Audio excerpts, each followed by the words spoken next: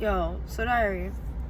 Low key, I feel like I'm getting tired of interacting with guys because 9.5 times out of 10, or maybe even 9.8, they tend to be a threat to my well-being. So I went to McDonald's so I could get some AC because it was hot outside. I was baking and my AC don't really work. So I had to do my assignments, so I needed a Wi-Fi as well. So I was sitting there, I'm doing my stuff. I'm in the zone because, assignments is due, blah, blah, blah. And then this dude comes up to me and he's like, I don't mean you no harm. He gave me his number and I couldn't read what he wrote, so I asked him to explain it to me, and he said a movie, and it said movie plus the mall. Then it said, can I spend $2,000 on you? And then there was something else that said under the bottom. I don't remember. Oh, his name. Cool. And I was just like, folks be thinking, well, for me personally, they be thinking they caught somebody. They be thinking like I'm an easy lick or something. Ooh, damn. Yeah, they be thinking that they hit the jackpot. It's just so annoying to have to go through stuff like that.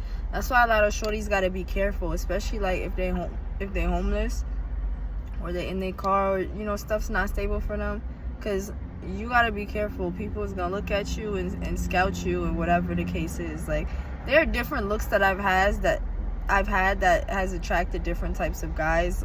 Like, not too long ago, I was so hot. I didn't like what I was wearing and how my hair was. I was like, yo, I look homeless for real.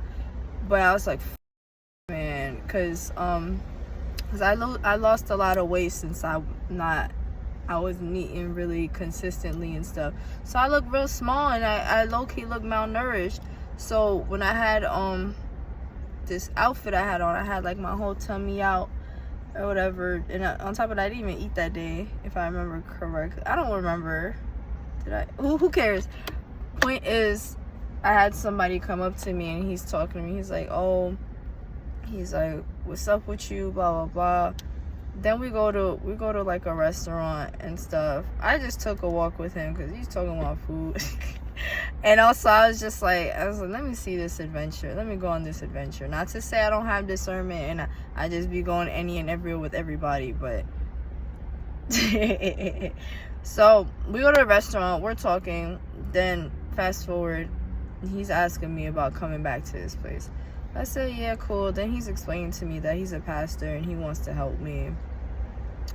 And he feels like God has saved him and God has been speaking to him. He was in jail probably for about 15 years. And yeah, I was like, that's your thing, whatever. But I already knew.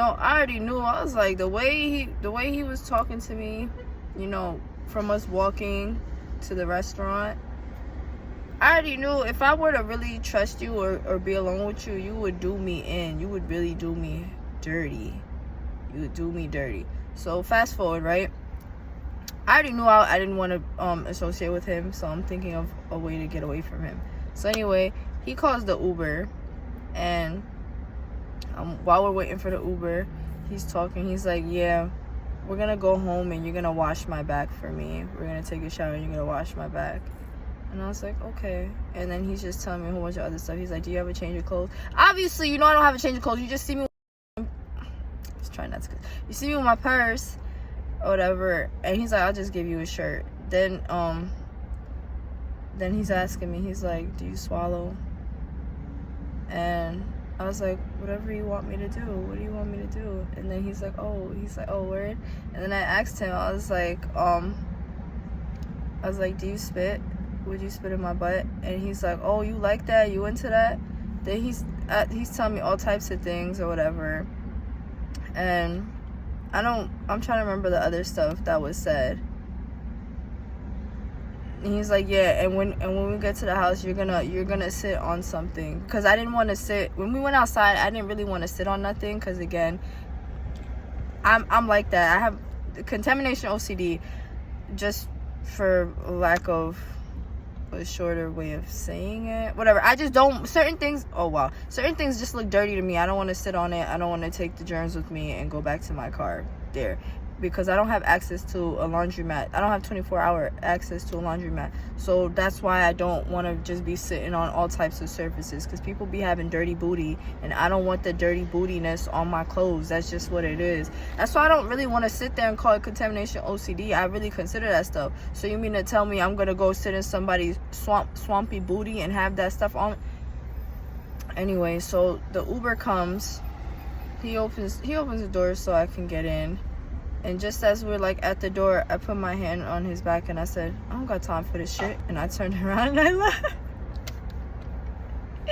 He wasn't about to get me. He wasn't about to get... Y'all be steady trying to convince that you're gonna help me. Help me with what? The whole time that you was interacting with me, you was mad rude. And you kept talking, you was making like homophobic jokes. Not to say we was talking about me, but it's like you was the only person that kept bringing up gay men or gay people. But you was only doing that to ensure that I knew that you weren't gay. And I'm like, okay, but you're making jokes and playing with your booty in front of me outside. Like, we're outside. Like, yes, I'm goofy. We could be joking around and stuff. It gets to a point. It do. So yeah, sometimes I feel like I just don't want to interact with men too much, because every time I do, it's just always something where it's literally a potential threat to my well-being. And I'm like, bro, it's so real.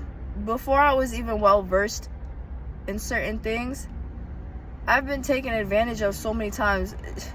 It's to the point I don't know, but there's a chance I have a porno out and I don't know. I'm not even sure if I want to fully talk about that person in that era, but this man tried to pimp me, and I finally got so mad at him. On the phone, I said, man, you trying to sell my pussy for quarters? Fuck you. I just like dealing with a lot of, in my experience, the men I've come across, a lot of them are just, they really are threats to my well-being.